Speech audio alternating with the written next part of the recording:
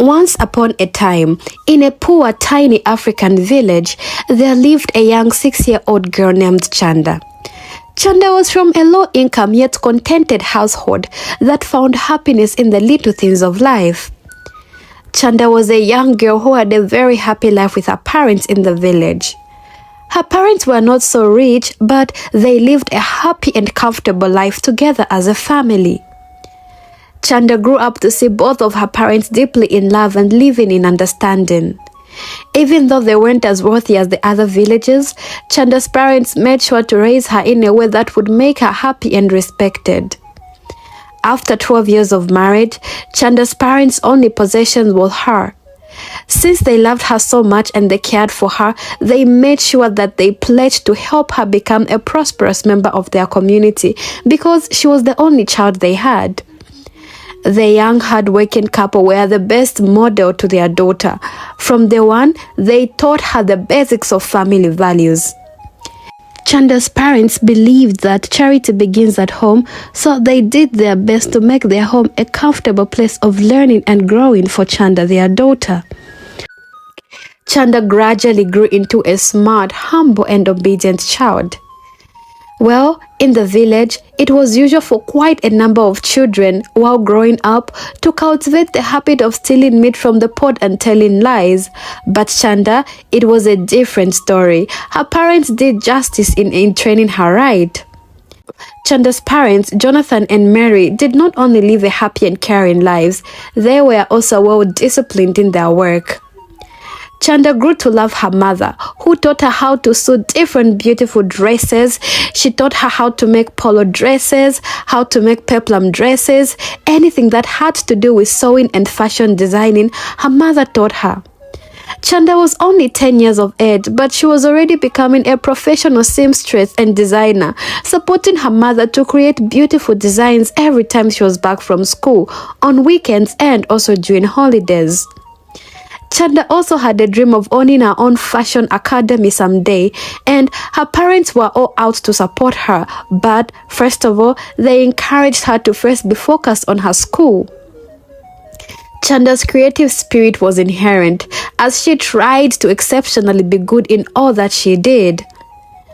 Jonathan always comes home with beautiful toys he made for his daughter, but Chanda wished she could follow her dad, who was a carpenter, to his workplace so she could learn how to make beautiful wooden toys for herself and by herself. Her parents made her understand that although all work and no play makes Jack a dull boy, but still, a jack of all trades can become a master of none. They taught her that the world would not celebrate her for doing everything, but for being good at something at least. So, she must learn to narrow her focus in everything she does to be able to get everything she wants. Jonathan always told Chanda, "You must not do everything in this your lifetime. You only need to find one thing to do, and that one thing can change your everything." Whenever he said that to Chanda, he would smile and tell her that the building block to success, and they would both laugh. Chanda's parents made her to understand that her greatness will only come as a product of her determination to use her skill and wisdom to put herself on the world map. Chanda's mother was Mary, a very beautiful lady who everyone in the village, including her relatives, admired and were jealous of her. Nobody in the village wanted her to fetch water from the village stream. Every time she went there, she was chased by the ladies. One fateful day, Mrs. Mary and her family went to fetch water at that same village stream. Chanda's auntie, Mrs. Linda, arrived as they were fetching water on the stream, which was close to her house. Upon seeing this, she began to drive them off. "How many times have I told you not to enter this territory?" "No," Mrs. Mary answered, "don't try me." "Mrs. Linda, you cannot drive me off this stream. It belongs to everyone in the village.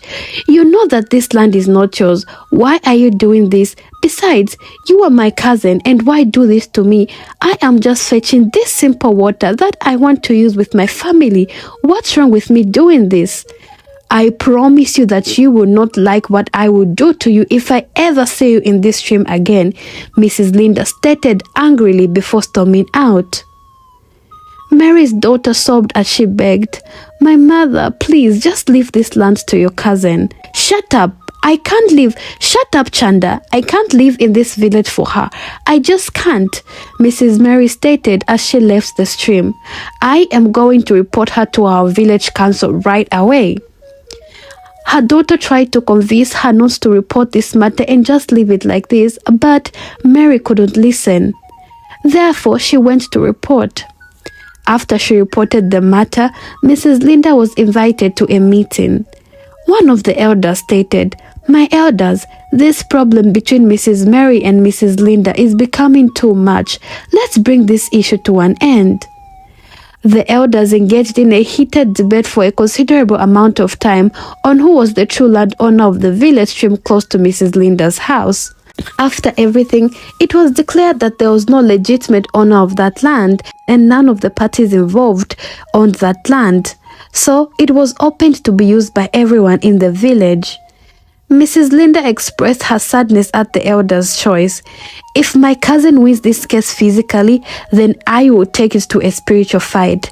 I will never allow her or her family to use the stream from now on," Mrs. Linda declared in her heart. After a few days, the issue was fixed, and one fateful day, Mrs. Mary decided to go back to the stream and fetch water. But in the process of fetching water, everything changed. Mrs. Mary fell very ill with a mysterious illness at the stream. She was so sick that she stopped fetching water and crawled back home. The villagers were surprised to see her crawling back home, and nobody even offered to help her. Mrs. Linda crawled until she reached home. Chanda and her father saw what was happening, and they rushed to go and get their relative. Chanda and her father tried everything they could to save her, from taking her to her hospital for medical attention, to taking her to the church for spiritual attention, and taking her to traditional doctors for natural herbal treatment. Chanda and her father did all they could to restore her health, but nothing seems to work and everything was just getting worse. Chanda would frequently pray to God through the night for her mother's well-being. Nevertheless, it seems as though heaven was closed off her. Jonathan felt bewildered and angry since he had to take care of his wife and couldn't go to work to earn more money. He had already spent far too much, but in vain. The doctors told Jonathan there was no solution to her illness after he had spent all of his money there. But Jonathan never gave up. Chanda was at the hospital in the hours of a fateful morning, taking care of her mother. She was giving her breakfast because she was unable to speak or eat on her own. She became aware that her mother was motionless. She gave her a few shakes, but Mrs. Mary remained motionless. As young as Chanda was, she could sense what has happened. "Mommy, no, please don't leave me alone. Please don't die, no." In bitter tears, Chanda cried and shook her mother over and over to see if she could revive her, but her mom did not even give a wink of response. Chanda almost cried her life out. She couldn't imagine a life without her mother. Chanda's mother died in her arms, leaving her heartbroken and devastated. For Chanda's sake, Jonathan attempted to remain strong despite his own pain. Jonathan informed her daughter Chanda that they had to move on and live for her mother's sake, even if they were both mourning for her. Obviously, killing themselves could not bring her mother back, so they needed to be powerful no matter what. Jonathan vowed to always love and protect Chanda. Chanda took him at his word and clutched him for support. Everything proceeded smoothly as they gradually got used to her mother's absence. A year passed and Chanda's father sat down one day and decided to remarry. "It's not good for a man to be alone," he thought to himself. "I am young and I have a whole life ahead of me. I need someone to keep me company, take care of the home, and be a mother to my daughter Chanda. He who finds a wife finds a good thing." So Jonathan started searching for his missing rib that would fit in the place his first wife, Mary, had left vacant. He was carefully searching for a lady that would compatibly suit his need. The only lady that caught his attention was Susanna. Susanna was a widow who had 3 kids. Jonathan's family were not really in support of him taking a lady that had kids to be his wife, considering his daughter Chanda. But Jonathan insisted that Susanna was a nice lady who had no problem and she was the one he wanted. He decided to talk to his daughter about his decision. "But Dad, why would you marry another woman to take over my mommy's place?" Chanda asked her father. Jonathan thought about the promise he made to Chanda to always be there to make her happy, and before he could puzzle an answer, Chanda asked him another question. "But Dad, this woman has 3 children. Do you think she would take good care of me as you had promised?" putting on a facial expression that showed disappointment. "Honey, you know I love you, right? And I would never do anything to hurt you. Trust me, I am doing this because of us. We've been alone in this house But Dad, we're not alone. I am here with you and you're here with me. I don't want anybody that would come and put separation between us, just as I saw the other day in a movie," Chanda said, looking at her dad's face with her shoulders down. "No, my dear, movie is not reality. I just want to bring someone who would take care of you and take care of Daddy as well," he said, hoping to convince Chanda that Susanna would be a good mother and that her children would be good siblings to her and that they would together be a happy family again. Chanda was not sure about this. She missed her mother terribly and she felt no one could replace her. She was also afraid of losing her father's love and attention alongside. Bringing someone to the house, not just someone, but another family to join their family to become one big family, wasn't really a good idea to Chanda. She knew her father's attention would be divided, and that was why she thought the whole idea wasn't okay. She wondered if her dad still cared about her, or if he only cared about his new wife and her children. Chanda felt lonely and betrayed, but she did not want to upset her father. On a cool Thursday evening, Susanna and her kids visited. They came to the house that Chanda's father introduced them to. Chanda's father had only moved into a new house, and it was at the same time that he brought Susanna to the house. Susanna was a plump woman with a stern face and a loud voice. She wore a colorful short dress. Her children were both older than Chanda. First, Chanda didn't like the idea of her dad bringing another family to mingle with their family, and more to that, she didn't like the fact that Susanna's children were older than her, which meant, judging from age, she would be the last one on the list in her own father's house. Chanda was totally not comfortable. Jonathan introduced them to Chanda with a smile on his face. Chanda used her eyes to scan all of them. She looked at Cassandra and looked at her children, Bridget, Bisola, and Paul. Bisola was a slim, mean, but quiet girl. Paul was tall and skinny with a sly smile. He had this mischievous look in his eyes. The girl Bridget was fat and ugly, with a snobbish nose and a mean glare in her eyes.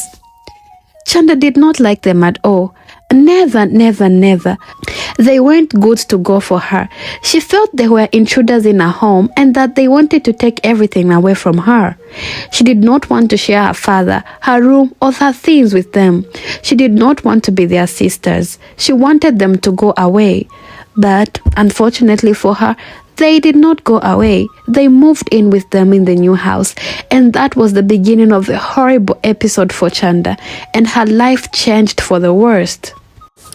Susanna woke up the next morning and called all the children for a general meeting. Chanda, you must acknowledge that I am now the head of this household. Chanda, whatever belongs to your foolish late mom and dad now belongs to all of us. You must know that Paul is your elder brother and Bisola and Bridget are your elder sisters, and you must respect them. Your father is now everybody's father in this house, and you must know that. The final rule for today is that Bisola, Bridget, and Paul, you three should feel free at this home because this is your father's house. Chanda, is there any question? Like anything you don't really understand so that I make it clear myself? Susanna asked. Chanda stood there in silence and lost in thought. She couldn't believe how the government of her father's house had just drastically changed in a day. It was obvious that the meeting was all about regulating and commanding her. Now, in her own father's house, she needed to operate under guiding rules and regulation. Chanda, do you have any questions or anything to say? Susanna yelled to call Chanda's attention back. No, ma'am, I have no question, Chanda responded respectfully but disgustedly. No, if you have any question, you can ask, or after all, we are in a free world, Susanna said, sounding sarcastically nice. Susanna's children stood quietly listening to their mom act her drama. The only person who didn't know Susanna was Chanda. But as for her children, they knew their mother so well, like their favorite movie playing on repeat. They could easily predict her next line of action. Chanda was quiet, blankly looking at Susanna. She was standing there, but her mind had traveled down memory lane to the future and back.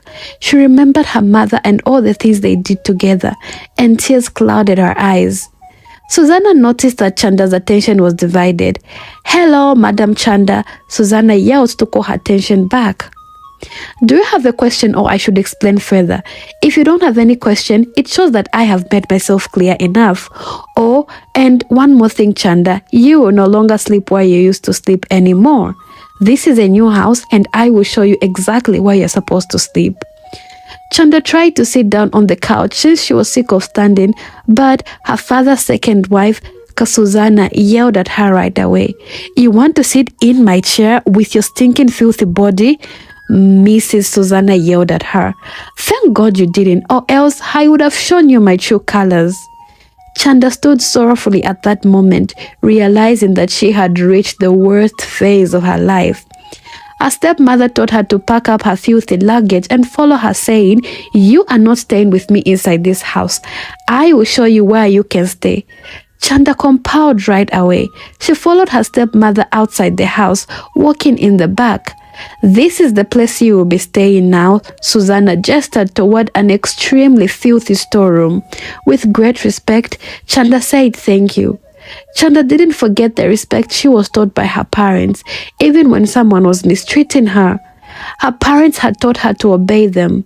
Her stepmother walked out saying, Go drop your dirty bags inside, then come back and meet me in the house. I have some work for you to do. Chanda entered the dirty room with gentle steps. She realized that the storeroom smelled of animal filth. The animal filth in the room was disgusting when Chanda realized she would be residing there. She became extremely depressed and started crying as she remembered her parents. Chanda's tears clouded her eyes as she used her hands to wipe her face. Bridget approached Chanda to console her, but Paul and Bisola did not give a damn about Chanda's tears. They stood up and walked out after their mother. Later that evening, Jonathan returned from work and went straight to the room to spend time with his new wife. Chanda couldn't tell him what happened in the morning and the rules that had been introduced to the family and how uncomfortable that made her feel. Susanna treated Chanda like a servant, made her do all the house chores such as cooking, cleaning, washing, and ironing. Susanna instructed her children to sit and let Chanda do all the work that needed to be done. Bridget would try to help, but her mother wouldn't let her. Susanna threatened to beat the hell out of Bridget any day she tried to help Chanda do any chores. After all, this house was Chanda's father's house, and she would take care of it. Susanna had a very bad orientation for her children. When it had to do with pleasure, Jonathan was everybody's father, but when it had to do with labor, he was only Chanda's father. She taught her children to feel free to enjoy every favor available in the house, but not to stress themselves to do any labor they see around the house. Chanda would take care of it. Jonathan wasn't always at home, so he couldn't notice the change in Chanda's facial expressions. Maybe love is blind, because Jonathan gave all his attention to Susanna, who made him believe she was taking very good care of their children equally. But behind the scene, Susanna and her children ate the best food, while Chanda ate the leftovers like a dog. They wore the nicest clothes, while Chanda wore the old and torn clothes. Susanna would use all the money Jonathan gave her to shop clothes for her kids. She would take her children to the best boutiques in town, but for Chanda, she would give some of her children's old clothes, or at least buy her a few clothes from a thrift shop down the street. Suddenly, Susanna woke up one day and decided that Chanda wasn't worthy of sleeping in the dirty room that Chanda had cleaned. So, she took Chanda's bed to her children's room. Her children slept on a big and comfortable bed, while Chanda slept on the floor, all in her father's house, yet Jonathan did not take notice. Day in, day out, Susanna would beat the hell out of Chanda if she dared to tell her on Jonathan. Bridget was not happy with the way their mother was treating Chanda, but she was afraid to confront her. She knew their mother was fueled with amazing episodes of drama, and she wouldn't want to get herself on her mother's blacklist. So, every night, Bridget would take her bedspread and go and cover Chanda in the dirty room, especially at night when it was very cold. Sometimes, Bridget would sleep with Chanda and leave very early in the morning so that her mother couldn't notice. Chanda and Bridget's relationship grew better, and they dared not to let Susanna discover what was going on. Chanda, don't cry, as Bridget used to say. Because of the affection she was gradually getting from Bridget, Chanda's attention was even better. Before now, Bridget used to be like her mother, but since she saw Chanda the first time, she loved her and promised herself to be a nice big sister to Chanda. Whereas Paul and Susanna portrayed like the mother-like son bond, as they would and always mock Chanda and always do it together. They called her names such as beggar, animal, and witch. They made her life miserable to their own pleasure. Chanda couldn't understand how she became a slave in her own father's house. She would be the one to cook, but she only got the crumbs as food. One day, Susanna beat Chanda mercilessly for fetching and eating food without asking for permission. That was the day Bridget stood up to her mother. "Mommy, this is not fair. What you're doing to Chanda is really not fair. Mommy, you made us have the best of everything in this house, but you deprived Chanda the pleasure and the attention she was enjoying before we came. Mommy, for God's sake, why? Why, Mommy? I don't mean to disrespect you, and I don't wish that you get what I'm saying the wrong way, but with all due respect, Mommy, you are not being fair to Chanda. Mommy, I'm sorry for my honesty, but that's just the truth. You are not being fair to my sister Chanda. She is your daughter as well, in as much as she is not your biological daughter. If things continued like this, I would be very pleased to report you to Daddy so that she can know what you have been doing to Chanda." Bridget knew she had invited trouble to herself, but she was ready to face it and take it for Chanda's sake. After Bridget spoke, she bowed her head to show respect to her mother and was about to walk away when her mother stretched out her hands and drew her back from the collar of her shirt.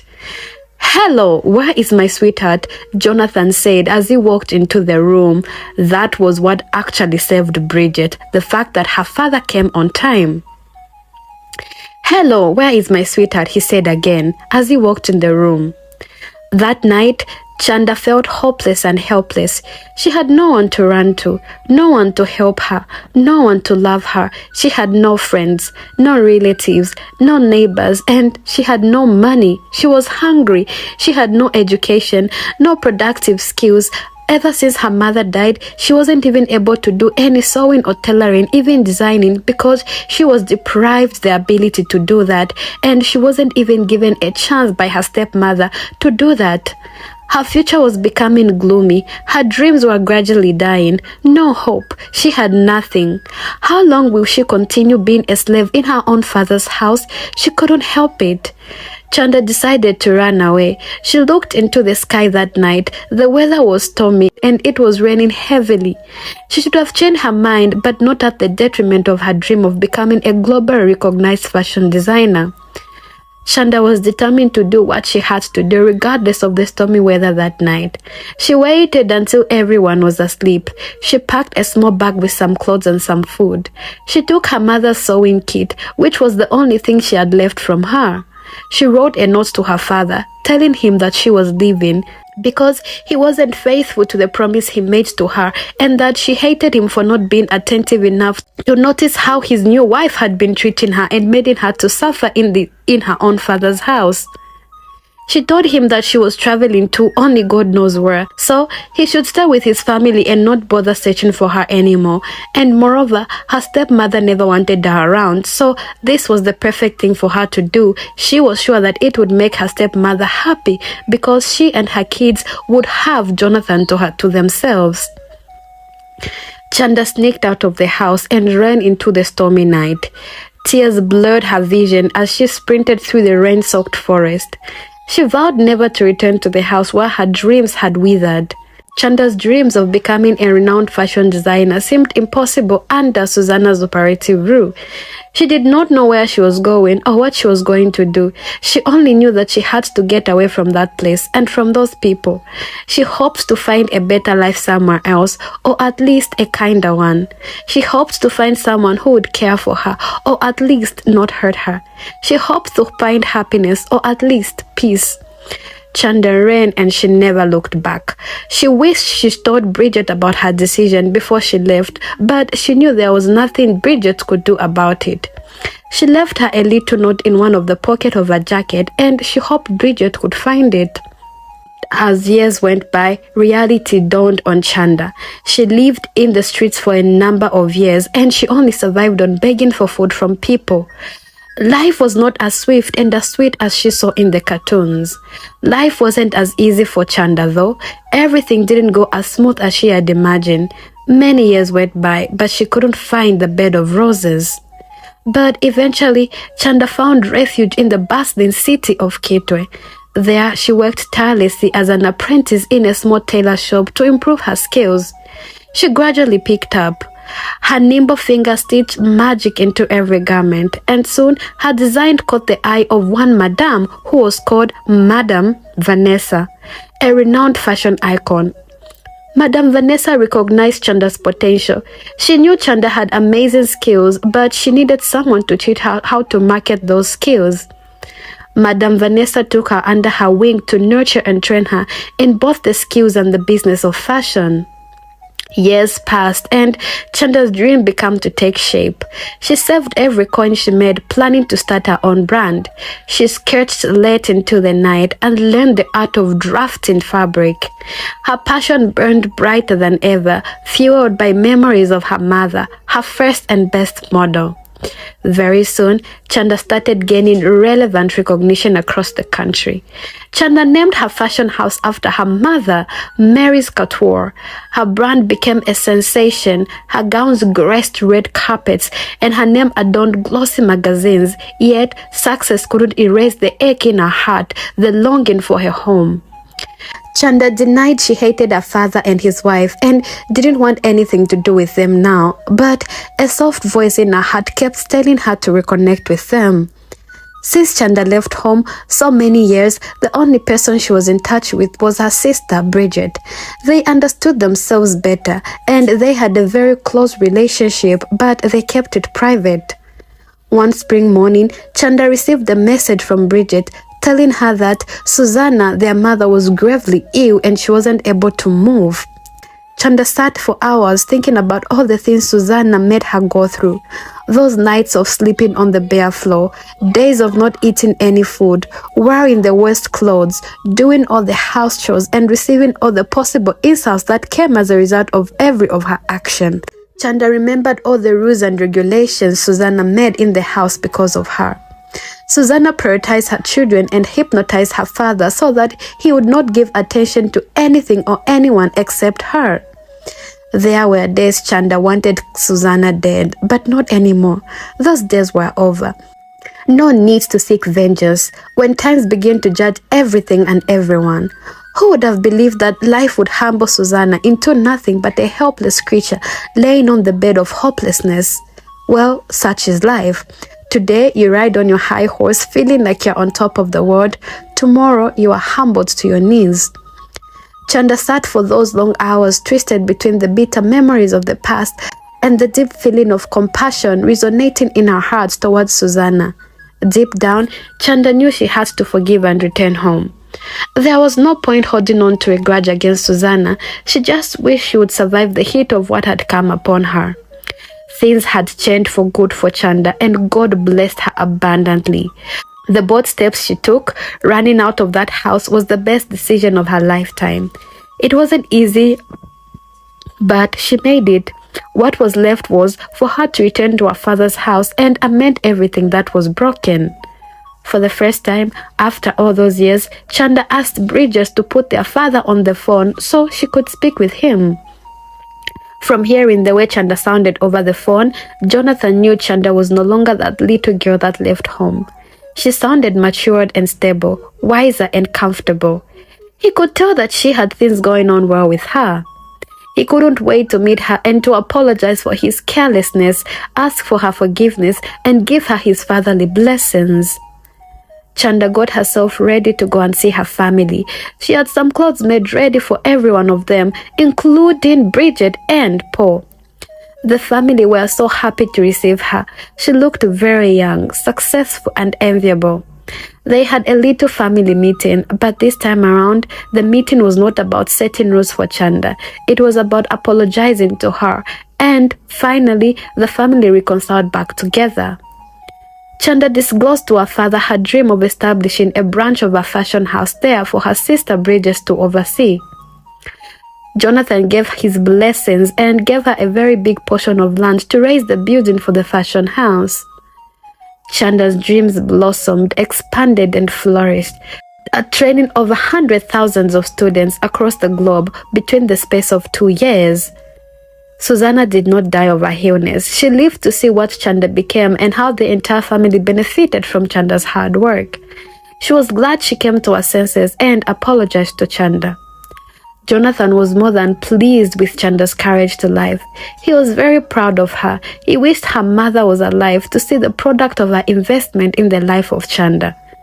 Indeed, Chanda found that one thing in life that changed her everything. Chanda and Bridget were a perfect match as sisters. They made a great team together. Paul joined the train and became the social media manager and loan and sales representation of the fashion house. Bisola also joined in, and she also became a fashion model too. They kept raising the bar and blossoming as a family. They became second to no other fashion house in the country, but a model to all other fashion houses.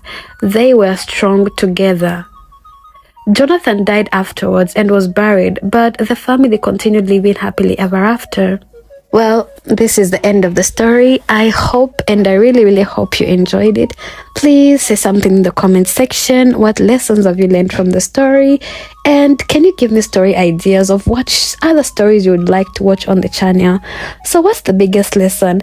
So the biggest lesson for me personally is that, you know, you cannot destroy someone's destiny. No matter how much you try to distract them, no matter how much you try to mistreat them, if a person is destined for greatness, you, not even the devil, can change that.